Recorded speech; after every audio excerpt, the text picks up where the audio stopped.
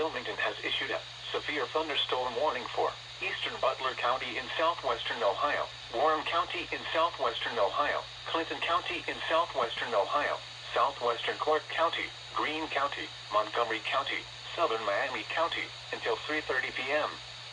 At 2:40 p.m., severe thunderstorms were located along a line extending from near Trotwood to near Trenton, moving east at 40 miles an hour. Hazard, 70 miles an hour wind gusts. Source, trained weather spotters. Impact, expect considerable tree damage. Damage is likely to mobile homes, roofs, and outbuildings.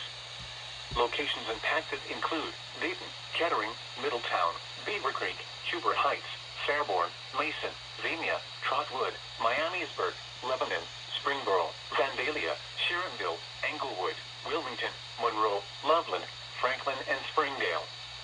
This includes the following interstates: Interstate 70 in Ohio between mile markers 26 and 47. Interstate 71 in Ohio between mile markers 20 and 61.